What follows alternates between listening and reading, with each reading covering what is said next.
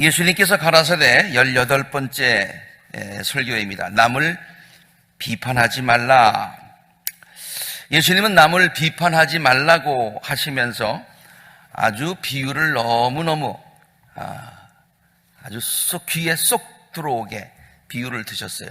어찌하여 너는 남의 눈 속에 있는 티는 보면서 내 눈 속에 있는 들보는 깨닫지 못하느냐, 그렇게 말씀을 하셨어요. 사진 보면은 보니까 아주 그림을 재미나게 그려놨더라고요. 네. 우리나라 속담에 저 비슷한 그런 이야기가 있는 것을 여러분 잘 알 겁니다. 무엇 묻은 개가 또 겨 묻은 개를 탓한다, 뭐 그런 얘기도 있어요. 이렇게 자기 것은 보지 못하고 남의를 탓하는 것이 제가 인간의 본성이라고 했는데, 서양 사람들도 이런 얘기를 하더라고요. 뭐라고 얘기를 하는 거 아니? pot calling the kettle black, 이렇게 얘기를 합니다. 그 냄비인데 팥이 그 주전자를 보면서 네가 까매, 그렇다는 거예요. 근데 옛날에는 이 밑에다가 전부 다 장작을 떼고 이렇게 했기 때문에 숫덩이가 다 묻죠. 그러니까 이것도 꺼먹고 저것도 꺼먹은 거예요. 그런데 검은 냄비가 뭐 어느 것이 여기는 더 까맣다, 그렇게 되진 않는데 둘 다 피차 다 까만데 자기 까만 거는 인식하지 못하고 상대방의 이 까마다고 그렇게 얘기를 한다고 하는 것이죠.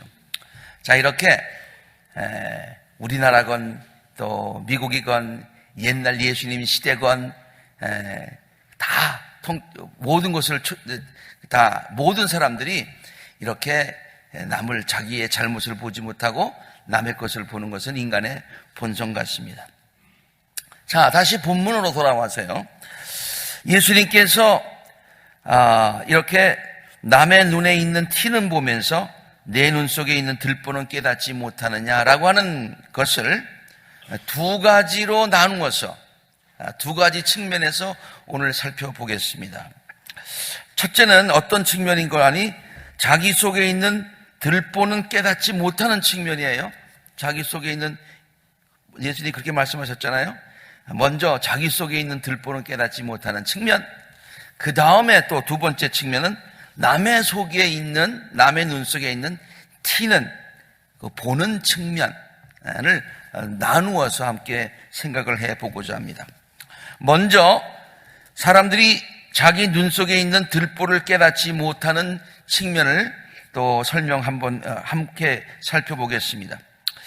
이러한 인간의 심리, 이러한 인간의 현상, 자기 것을 잘 깨닫지 못하고 자기는 굉장히 그 큰 게 있는 들보와 같은 것이 있는데 그것을 깨닫지 못하는 것, 이런 현상을요 심리학에서는 거부라고 그렇게 얘기를 합니다. 없다는 거예요. 안 했다는 거예요. 그 자체를 거부하는 겁니다. 그러니까 자기 안에 있지 않는 것처럼 생각을 하는 거예요. 그 다음에 우리가 잘 알고 있는 rationalization, 합리화시키는 것입니다. 이것을 행한 거는 어쩔 수 없는 상황 가운데서 이렇게 될 수밖에 없었다. 뭐 그래서 그렇게 합리화를 시키는 것이죠. 그리고 사실 이것은요, 하나님께서 인간을 보호하시려고 만들어 주신 정신적인 방어기제다. 하나님이 우리 인간을 보호하시기 위해서 우리를 창조하실 때에 우리 안에 자동적으로 반응할 수 있는 그러한 것을 만들어 주신 것, 디펜스 메커니즘이라고 그러죠. 방어 기제라고도 우리께 합니다. 그런 면에서 본다면은 하나님께서 만들어 주신 것이니까, 하나님께서 만들어 주시니까 인간의 본능이라고도 볼 수가 있어요. 그래서 아까 동서양 고금을 막론하고 모든 사람들이 자기의 잘못은 잘 깨닫지 못한다, 자기에게는 굉장히 너그럽다, 이게 인간의 본능이라고 하는 것이죠. 자기에게 잘못된 어떠한 것을 인정하고 또 그것을 정신적으로 감당하기에는 너무 벅차. 그렇잖아요. 눈 안에 들보가 들어가 있으니, 아까 그 사진 보셨죠? 좀 부담스럽죠? 너무 큰 게 있으니 그것을 인정하면 내가 핸들링을 해야 될 텐데 핸들링이 잘 안 되는 거예요. 그래서 거부하는 것이죠. 또 자기에게 그런 일이 있을 수밖에 없었다고 조금 전에 말씀드린 것처럼 rationalize, 합리화시키는 것입니다. 그래서 자기의 정신 건강을 지킨다, 그런 얘기예요.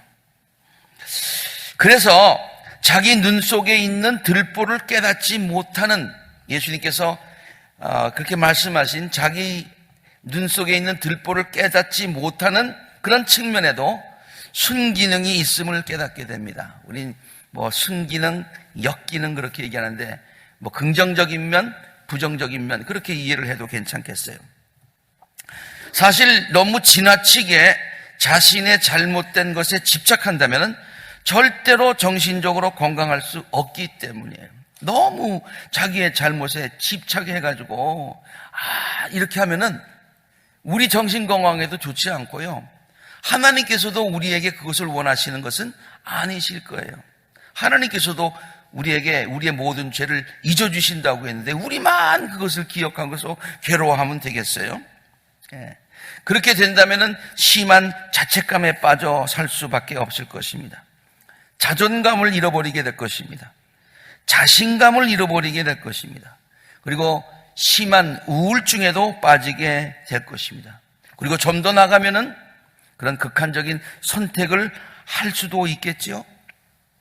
하나님은 우리들로 하여금 그러한 정신 상태에서 그렇게 좌절하고 절망하고 우울하고 뭐 비참하게 사는 그렇게 원하시는 것이 아니기 때문에 그런 정신 상태에 빠지지 않게 하시기 위해서 자신에 대해서 너그러운 마음을 정신적인 방어 기제로 주셨다.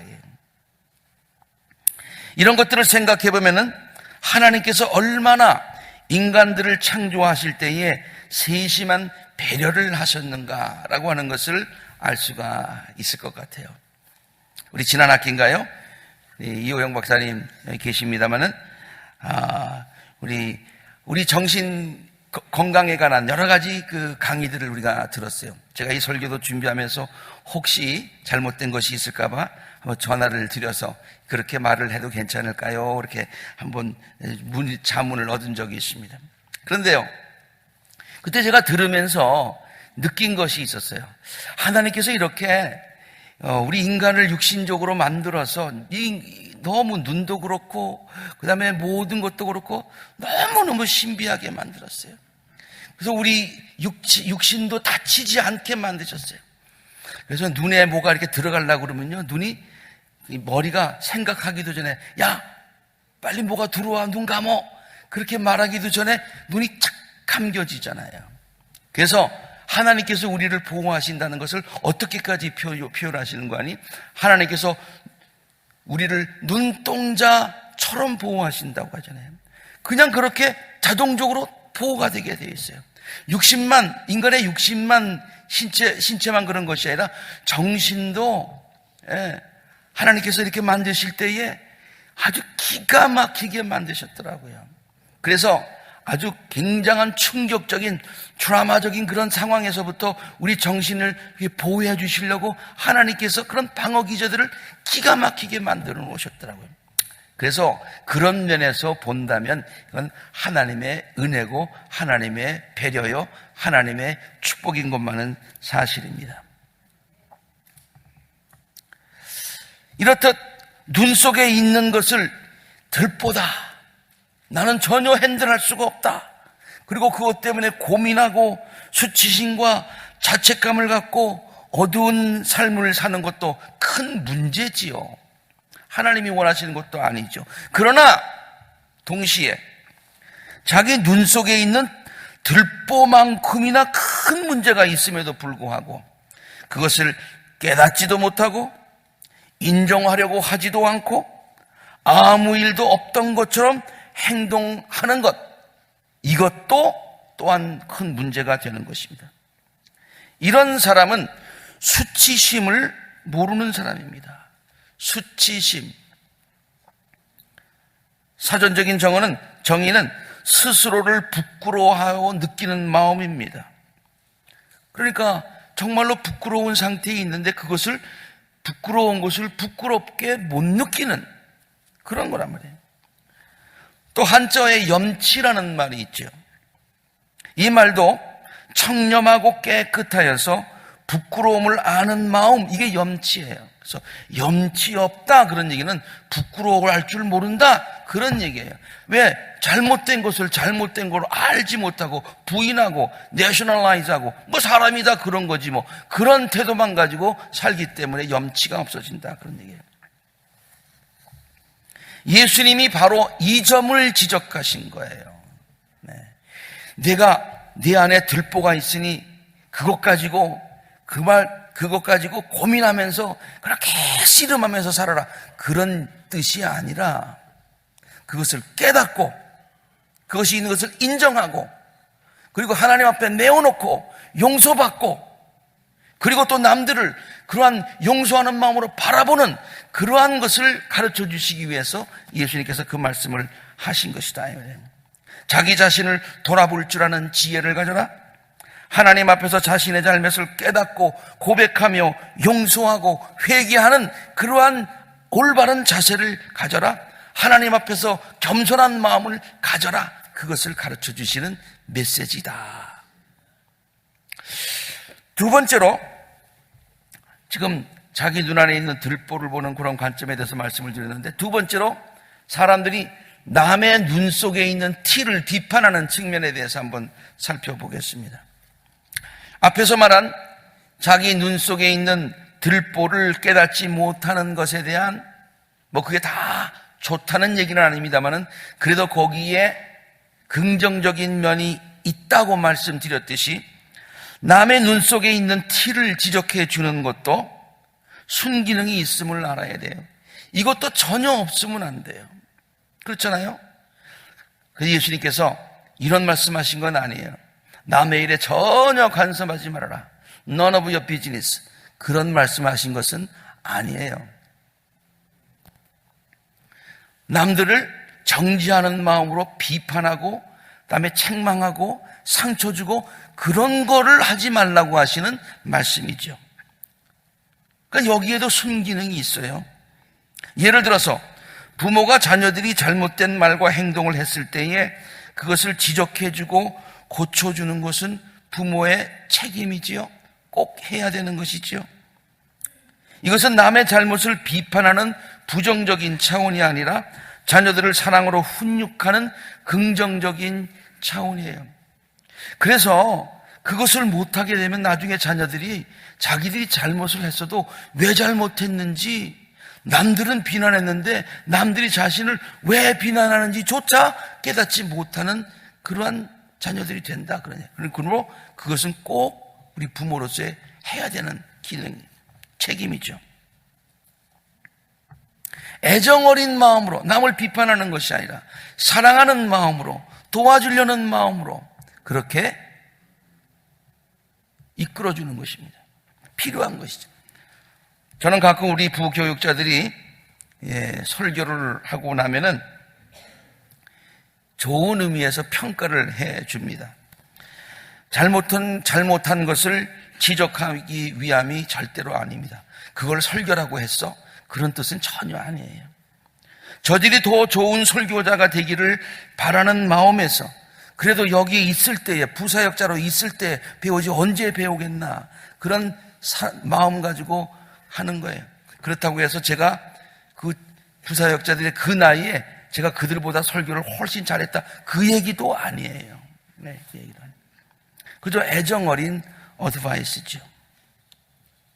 그러므로 이러한 면에서 남에게 이렇게 조언해주고 이끌어주고 잘못되었다고 고쳐주고 그것은 좋은 면이 있어요. 순기능적인 면이 있어요. 그런데 예수님께서 지적하신 것은 이러한 비판의 순기능적인 면이 아니라 남을 정죄하는 마음으로 비판하는 태도에 대해서 책망하시듯 말씀해 주신 것이지요. 본문 4절과 5절에 내 눈 속에 들보가 있지 않느냐. 너도 마찬가지지 않느냐. 그런데 너에게는 관대하면서 왜 남에게는 그렇게 아주 비판적으로 나가느냐. 네가 어떻게 남의 눈에 티를 빼주면서 가만히 있거라 그렇게 말할 수가 있겠느냐. 그것은 위선자다. 그렇게 지적을 해주고 있는 것이죠. 사람들의 이러한 태도, 자기 것은 잘 보지 못하고 남의 것을 비판하면서 그렇게 하는 그러한 태도에 대해서 다음과 같은 심리학적인 설명들이 있는 것을 발견할 수 있었습니다. 첫 번째, 자신에게 있는 들보를 감추려는 무의식적인 마음이 표현된 것이다 라고 설명을 하고 있습니다. 자기에게 똑같이 그러한 잘못이 있어요. 자기도 그러한 잘못을 저질렀어요. 자기도 그것이 싫어요. 그런데 그것을 인정하기는 싫어. 드러내기는 싫어. 그런데 가만 보니까 남이 그런 잘못을 했어. 그 비슷한 잘못을 했어. 그래서 자기에게 있는 모든 것들을 그에게 이렇게 투사시켜서, 프로젝션이라고 그러죠.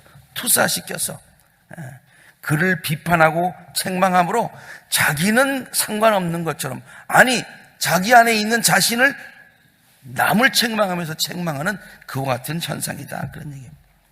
그래서 자기의 자신을 드러내지 않으려고 하는 거예요. 이와 같은 심리적인 태도 때문에 남들을 아주 심하게 그렇게 비판한다. 시기심의 발로라는 그런 설명도 있습니다. 상대방에 대해서 시기심을 갖고 있었는데 모든 곳에 대해서 내가 그에게 열등감을 가지고 있었는데 가만 보니까 그도 뭔가 약점이 있어. 뭔가 잘못하는 것이 있어. 그래서 그것을 갖다 클로즈업 해가지고 그것을 막 공격을 하는 것입니다. 그렇게 함으로써 상대방의 그러한 잘못을 지적하며 비판하는 자신을 잠시 그보다 나은 사람이라고 자신이 착각하고 남들도 생각하게 하려는 심리적인 그러한 현상이다. 좀 복잡한 것 같지만 실제로 우리가 다 경험하고 있는 것들입니다. 네 번째, 인간의 파괴적인 본능도 그 이유 중에 하나라는 그런 설명이 있습니다. 그건 남을 파괴시키려고 하는, 남에게 상처 주려는 마음, 그런 마음이 인간의 본능 가운데 정도의 차이는 있지만 있다는 거예요. 인정하기는 싫지만 요즘 사회에 그런 것이 굉장히 문제가 되지 않습니까? 어떤 일이 있으면은 거기에다가 뭐 댓글들을 다는데 말이죠. 아주 그냥 심한 댓글들을 달아요. 그래서 생긴 말이 악플이라는 말이죠. 악플. 얼마 전에 어느 연예인이 그 악플에 시달리다가 극단적인 선택을 한 일도 있지 않았습니까? 참 안타까운 일입니다. 이러한 남을 해치려는 그런 마음이 없어져야죠. 그런데 무엇보다도 남들을 정지하는 마음으로 남을 비판하며 세상을 비판하는 사람의 공통적인 특징이 있다는 거예요. 그것은 뭐냐면 자신의 낮은 자존감과 공허감 때문에 그렇다는 거예요. 왜 그렇게 남들에 대해서 막 얘기를 하는가? 자기의 자존감이 낮기 때문에, 마음의 공허감이 있기 때문에, 자신감이 없기 때문에 그래요. 그래서 남들에게 막 공격을 한다는 것이죠. 이 강아지를 키워보면 말이에요. 큰 강아지들은요, 우리 옛날에 조그만 강아지가 있었는데, 멀티스.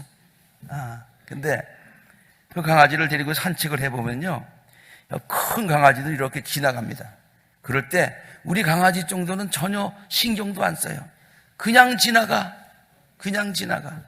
근데 우리 강아지는 그냥 지나가는 법이 없어.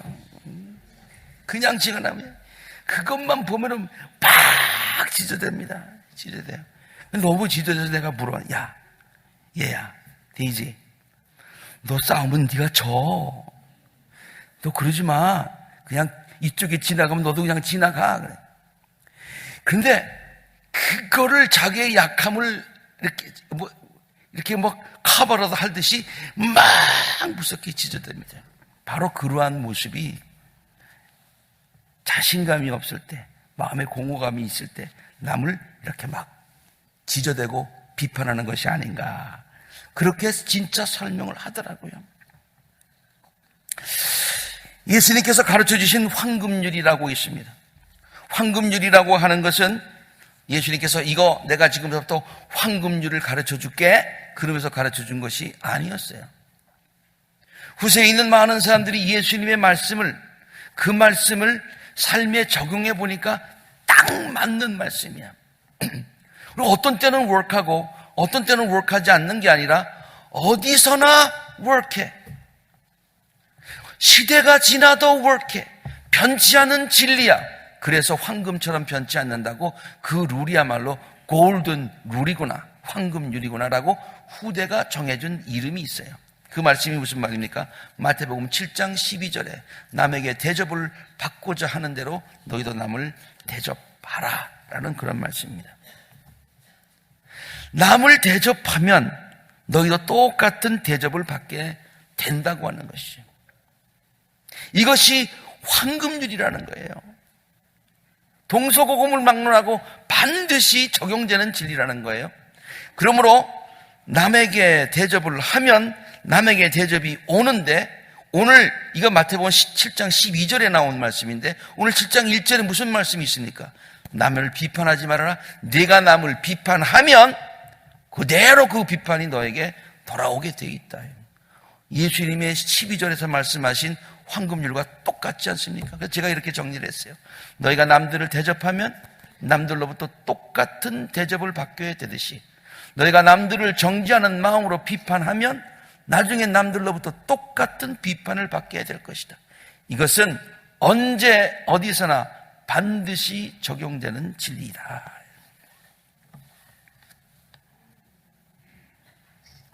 푸근한 마음을 가지고 우리 자신을 돌아보는 겸손과 또 남들을 푸근한 마음으로 바라볼 수 있는 그러한 참 지혜가 우리에게 모두가 있게 되기를 간절히 바랍니다.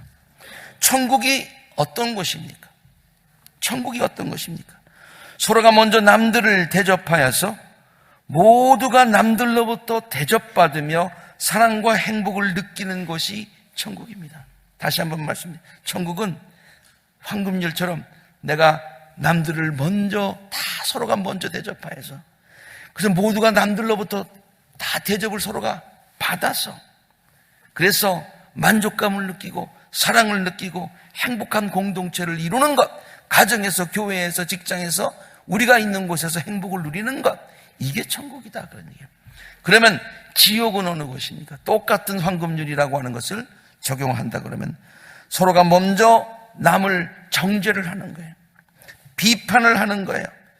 그래서 결국 모두가 서로를 비판하게 됩니다. 그래서 미움이 생기고 갈등이 생기고 싸움과 분열이 있어서 모두가 불행하여지는 것, 가정이나 교회나 우리의 직장이나 우리가 있는 모든 것들이 불행하여지는 것, 이게 지옥이다, 그런 얘기예요.